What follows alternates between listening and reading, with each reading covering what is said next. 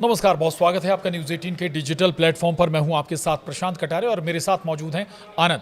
मसला एक बार फिर वही है जहां ईरान, इजराइल और अमेरिका लगातार वार पलटवार जारी है, एक दूसरे पर हमले हो रहे हैं। लेकिन दूसरी तरफ अगर ईरान का जिक्र करें तो ईरान ने लगभग ठान लिया है मिट जाएंगे, लेकिन इजराइल को मिटा के मिटेंगे।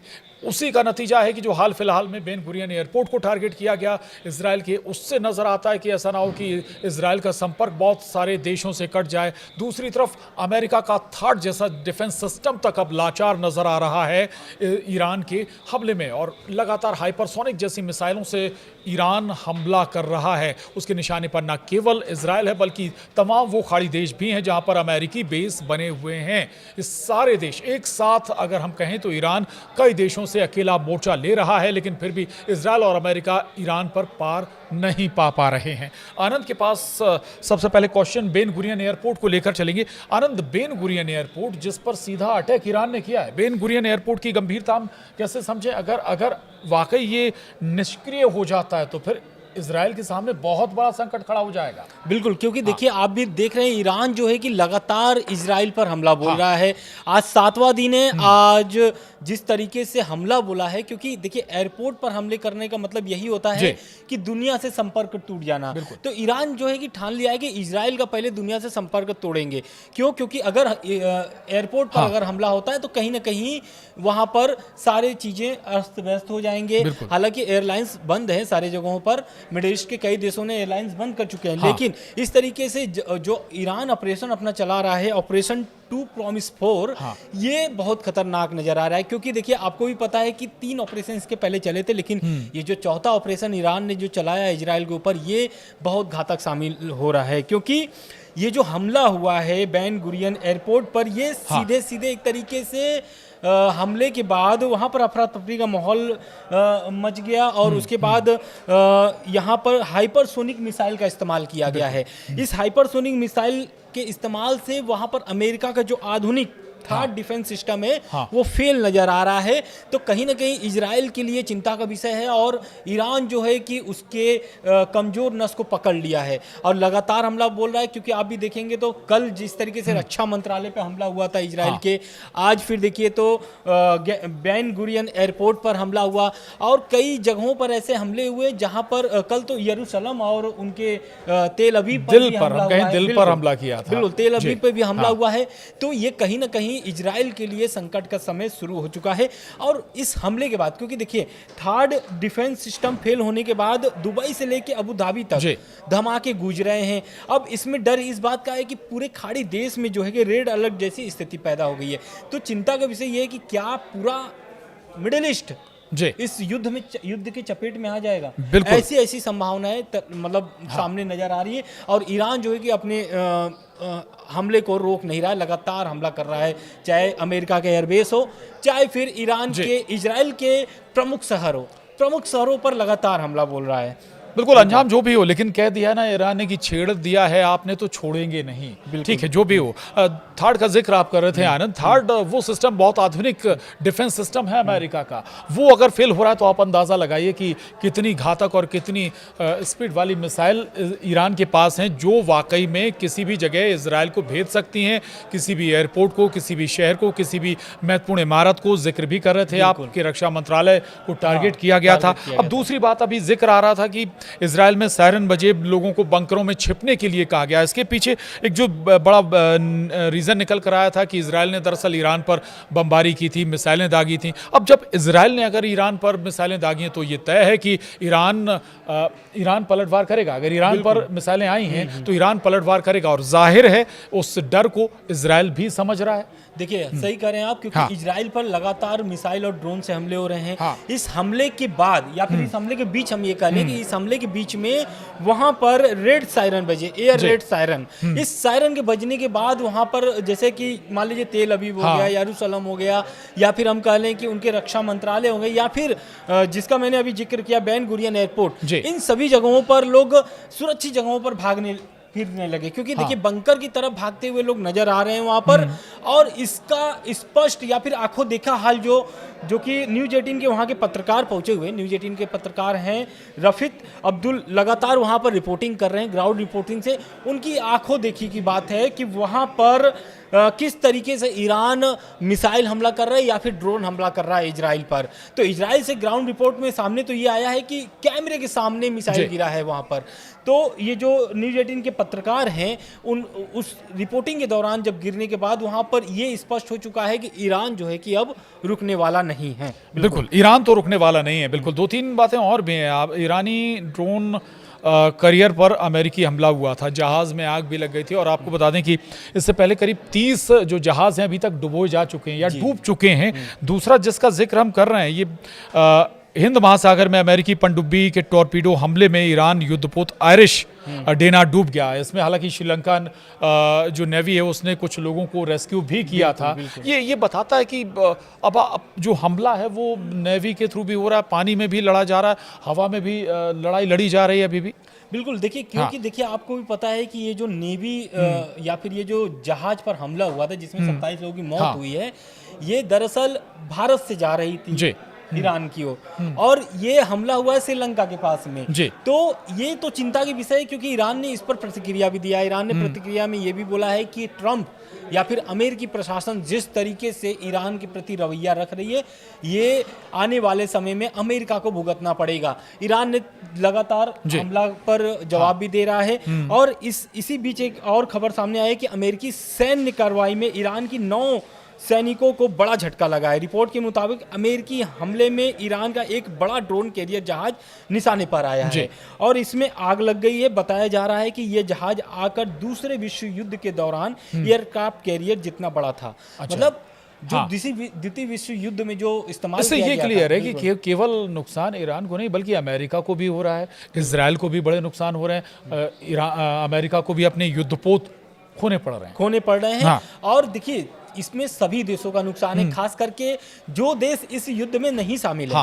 हम ये इनडायरेक्टली इसलिए बोल रहे हैं क्योंकि मिडिल ईस्ट में जितने भी अरब देश हैं वो उनके ऊपर हमले हो रहे हैं। आप देख लीजिए दुबई में किस तरीके से हमला हो रहा है, कतर पे किस तरीके से हमले हो रहे हैं, लेकिन उसका जवाब उन देशों की तरफ से अभी नहीं हुआ है। और डर इसी बात का है कि क्या इस युद्ध में मुस्लिम युद्ध हो जाएगा, मतलब मुस्लिम देशों का युद्ध हो जाएगा आपस में। क्योंकि देखिए अभी तक अरब देश कोई भी कार्रवाई करने के लिए, मतलब अभी तक तो अरब देश ये सोच रहा है कि इंटरेस्ट नहीं ले रहे थे। ये सोच रहे हैं कि अब जिस तरीके से हमले हुए जो भी हुए अब इसको खत्म करें, बातचीत करके खत्म करें, क्योंकि उनमें इस युद्ध में उनका सबसे ज्यादा नुकसान हो रहा है। आप देखिए सऊदी अरब में जिस तरीके से लगातार हमले हो रहे हैं। लेकिन यहाँ ये मैसेज देने की कोशिश हुई थी ना ईरान के जरिए कि अगर आप अमेरिका का साथ दे रहे हैं तो उसका खामियाजा आपको भुगतना पड़ेगा। आपके देश में अगर एयरबेस बना है, कतर हो या फिर सऊदी अरब हो या फिर कोई भी हो, बहरीन हो, अगर आपके देश में अमेरिकी एयरबेस बना है तो फिर आप अमेरिका के साथ है ना, आप अमेरिका के साथ हैं तो फिर ईरान से आपकी दुश्मनी हो गई।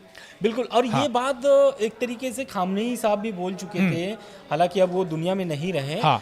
उनके जो बयान थे, उनके बयान में स्पष्ट था कि ईरान पर अगर हमला होता है या फिर कोई देश से, मतलब कि मिडिल ईस्ट में जितने भी एयरबेस है अमेरिका के, उन देशों से उस एयरबेस से अगर हमला होता है तो वो उस देश में शामिल, यानी जैसा अभी आपने बोला कि जिस देश से हमला होगा वो देश अमेरिका के साथ है। बिल्कुल। तो ये हालांकि इस युद्ध के पहले या फिर इस जो संघर्ष अभी चल रहा है, इस संघर्ष से पहले भी बाकी अरब जो देश थे उन्होंने ट्रंप को साफ मना कर दिया था कि आप हमारे समुद्र क्षेत्र, वायु मतलब जो क्षेत्र है उन सभी क्षेत्रों को आप यूज नहीं कर सकते। जो एयरबेस बनाए हुए उसको यूज नहीं कर सकते। हालांकि आप देखिए खबर जिस तरीके से सामने आ रहा है, अमेरिका सारे एयरबेस को यूज कर रहा है। एक बात और भी निकल कर सामने आई थी, आप कह रहे हैं कि इन सारे देशों ने कहा कि आप हमारा युद्ध क्षेत्र इस्तेमाल ना करें। संयुक्त अरब अमीरात जिसने कहा भी था कि आप हमारे एयरबेस को इस्तेमाल ना करें, लेकिन कहा यही गया था कि लॉबिंग में वो भी शामिल था कि आप ईरान पर अटैक करें। देखिए ये तो आप सही करें, कुछ रिपोर्ट्स में या फिर कुछ सोर्सेस के माध्यम से ये सामने आया था कि सऊदी अरब के जो मंत्री हैं वो चाहते थे कि ईरान पर हमला हो, इसलिए हो क्योंकि ईरान जो है कि बहुत मजबूत हो जाएगा अगर हमला नहीं होगा प्रोटेस्ट जिस तरीके से चल रहे थे वो चाह रहे थे कि इस प्रोटेस्ट के आड़ में हाँ। वहाँ पर रिजिम चेंज हो जाए। हालांकि अभी रिजिम चेंज का जो सपना है, इजराइल हो या फिर अमेरिका हो, उनके अभी सपने पूरे नजर होते हुए नजर नहीं आ रहे हैं। हाँ। बिल्कुल बिल्कुल, ABC कई प्लान हैं, अगर हाँ। कहें ईरान के पास बहुत सारे प्लान हैं, अगर एक प्लान फेल होता भी है तो। अच्छा, रमजान के बीच अल अक्सा बहुत बड़ी मस्जिद है, या कहें कि विश्व प्रसिद्ध मस्जिद है, वहां पर जुमे की नमाज रद्द की गई थी। इससे जो बिल्कुल क्योंकि देखिए अभी जिस तरीके से तनाव लगातार बढ़ते जा रहे हैं मिडिल ईस्ट में, अभी हमने आपको बताया कि यरूशलेम हो, तेल अवीव हो, या फिर आप ये देख लीजिए कि मतलब जितने भी मिडिल ईस्ट के या फिर इजराइल के जितने भी प्रमुख शहर हैं वहाँ पर हमले हो रहे हैं।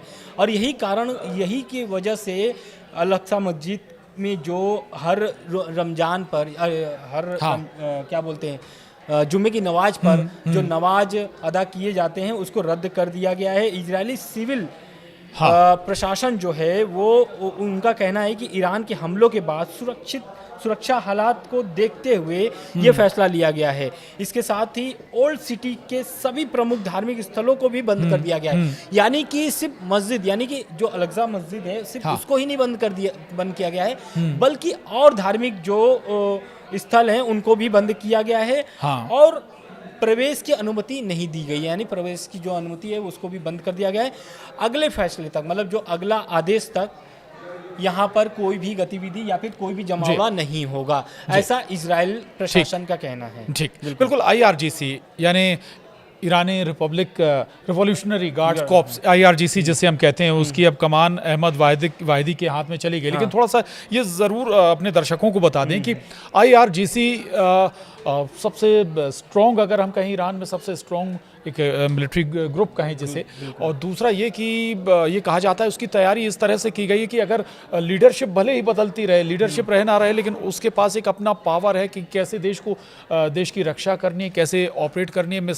मिसाइल का अटैक पावर भी IRGC के पास है। अब नए व्यक्ति के, अहमद वाहिदी के हाथ में आई है, कैसे क्या इसका रिएक्शन होगा? देखिए आपको भी पता है कि IRGC जो था वो आयतुल्लाह अली खामनेई के नेतृत्व में चलता था। और आज से नहीं, जब से खुमैनी साहब थे या फिर खुमैनी साहब के बाद जब राष्ट्रपति बने थे आयतुल्लाह अली खामनेई, उसके बाद से लेकर के अब तक 79 के बाद से अगर हम बात करें, तब से लेकर अब तक देश की रक्षा की जिम्मेदारी IRGC के हाथ में। वो मारे नहीं गए थे तब तक उनके ही नेतृत्व में IRGC चल रहा था।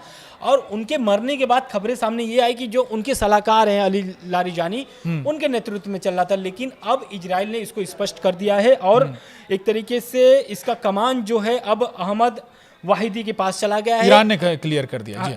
ईरान ने क्लियर कर दिया है। और इस IRGC का नेतृत्व है कि अब अहमद वाहिदी ही करेंगे। अब देखना महत्वपूर्ण ये होगा क्योंकि अभी संकट की घड़ी है ईरान के लिए, और ईरान अब ये नहीं चाहता, क्योंकि ये जो अहमद वाहिदी हैं ये भी बहुत बड़े पद पर रह चुके हैं और इस समय इनको ये जो कमान दिया गया है, क्योंकि आपको भी पता है कि ईरान अभी किस परिस्थिति में गुजर रहा है। और इस युद्ध में अभी तक बहुत सारे बड़े कमांडर मारे भी गए हैं। आयतुल्लाह अली खामनेई के साथ भी उन लोग जो शामिल थे बड़े कमांडर, वो भी मारे गए हैं। तो इससे पहले जो है कि जो प्रमुख थे मोहम्मद पाकरपुर भी इस हमले में मारे गए थे। इसके बाद ये फैसला लिया गया है कि अब जो कमान है अहमद वाहिदी को दी जाए। यानी कि प्रमुख भले ही मारा जाएगा, लेकिन एक्शन नहीं रुकेगा। अपनी जवाबी कार्रवाई IRGC लगातार जारी रखेगी। अच्छा, अजरबैजान का भी जिक्र कर लेते हैं। ईरान को जवाबी कार्रवाई की चेतावनी भी दे रहा है अजरबैजान में भी एक ड्रोन फटा था, उसको लेकर ये रिएक्शन है। बिल्कुल आप सही करें, क्योंकि देखिए ये बहुत महत्वपूर्ण खबर हो जाती है, क्योंकि पहला एक ऐसा देश है जो अजरबैजान साफ तौर से ईरान को चेतावनी दे दिया है। और चेतावनी में साफ ये बोल दिया है कि जिस तरीके से ईरान हमला बोल रहा है ये ईरान के लिए भारी पड़ सकता है। क्योंकि अजरबैजान जो है कि अजरबैजान में जिस तरीके से बमबारी हुई है, या फिर हम ये कह लें कि आपने जैसा आप बताया कि ड्रोन फटा है, तो इस पर ईरान ने अब जवाब दे दिया है। ईरान ने आरोप जो लगा हुआ था उस पर ईरान ने साफ जवाब दिया है और ईरान ने बोल दिया है कि ये जो अजरबैजान या फिर तेल ठिकानों पर जो हमला हुआ है वो ईरान की तरफ से नहीं किया गया है। इसमें इजराइल की साजिश है और उन्होंने इस तरीके से पूरा आरोप जो है कि इजराइल पे लगा दिया है कि इजराइल ने ये हमला किया है। इजराइल के पीछे ये है जो ड्रोन ब्लास्ट हुआ है। मकसद है वो इजराइल है और इजराइल का ही यहाँ पर हमला हुआ है। जो कि एक तरीके से ये तनाव की स्थिति भी पैदा, मैंने जैसा आपको पहले भी बोला कि आपस में मुस्लिम देश लड़ सकते हैं, तो पहला ये जो देश है अजरबैजान, इसने ईरान को खुली धमकी दी, चैलेंज कर दिया। अच्छा, लेकिन चूंकि अब जंग छिड़ी हुई है तो स्वाभाविक है देश को भी वो नुकसान तो होना ही होना है। ईरान की तरफ से बताया गया कि 3000 से ज़्यादा जो घर हैं वो हमलों से क्षतिग्रस्त हो गए, 500 से ज़्यादा व्यावसायिक केंद्रों को नुकसान पहुंचा है। लगातार चाहे बाजार हो, बहुत बड़े स्तर पर नुकसान इस युद्ध से अभी तक हो चुका है। बिल्कुल, बहुत ज़्यादा इसमें प्रभावित हुआ है। ईरान को तो काफ़ी नुकसान हुआ इस मामले में, क्योंकि देखिए ईरान में आज से नहीं, पहले तो एक तरीके से प्रतिबंध लगा हुआ है काफ़ी दिनों से, उससे ही लोग त्रस्त हैं, आर्थिक स्थिति बिगड़ी हुई है सभी की। अब इस युद्ध में जो एक तरीके से झेलना पड़ रहा है ईरानी जनता को, उसमें 3000 से ज़्यादा घर क्षतिग्रस्त हुए हैं, करीब 500 व्यवसायिक केंद्र नुकसान हुए हैं, 14 मेडिकल केंद्र जो है वो भी तबाह कर दिए गए हैं। तेहरान का बाजार हो या फिर मोहराब एयरपोर्ट हो या फिर आज़ादी बोल रहे स्टेडियम हो, तो इन जितने भी प्रमुख जंग है, ठीक है, जंग चल रही है आनंद, लेकिन सवाल ये कि कम से कम सिविलियंस को आपको छोड़ना चाहिए, बचना चाहिए, आपको हॉस्पिटल्स को छोड़ना चाहिए, जो एक खबर भी आई थी, आपको एजुकेशन इंस्टीट्यूशंस को छोड़ना चाहिए थी, जो एक खबर आई थी कि कितनी बच्चियों पर वहाँ पढ़ाई कर रही थी, वहाँ पर अटैक हुआ था इजराइल का। 165 इसमें बच्चियों की मौत हुई थी, और इसको लेकर के ईरान यूएन भी गया था, संयुक्त राष्ट्र में जाकर के इस पर एक तरीके से कार्रवाई की मांग भी की थी कि ईरान पर जिस तरीके से हमला हुआ, ये पहला दिन था जब हमला हुआ था, और इस हमले में वो जो स्कूल थे उसमें 165 से अधिक, जो करीब लगभग 165 के करीब में बच्चियों की मौत हुई थी। इस मौत के बाद ईरान के जो प्रवक्ता थे, वो विदेश मंत्रालय के जो प्रवक्ता थे, वो जा करके खूब गरजे भी थे और गुस्सा भी जताया था इजराइल और अमेरिका पर, और यूएन से रिक्वेस्ट भी किया था कि ये जो हमला हो रहा है इसको रोका जाए, और इजराइल जो है और अमेरिका जो है, ये जिस तरीके से सैन्य कार्रवाई करना चाहिए, मतलब सैन्य ठिकानों पे हमला करना चाहिए, लेकिन ये जो है कि अस्पताल हो या फिर इनसे कम से कम गिनवाया है कि अस्पताल हो, बाजार हो, स्कूल हो, इन सभी पर हमला नहीं करना चाहिए।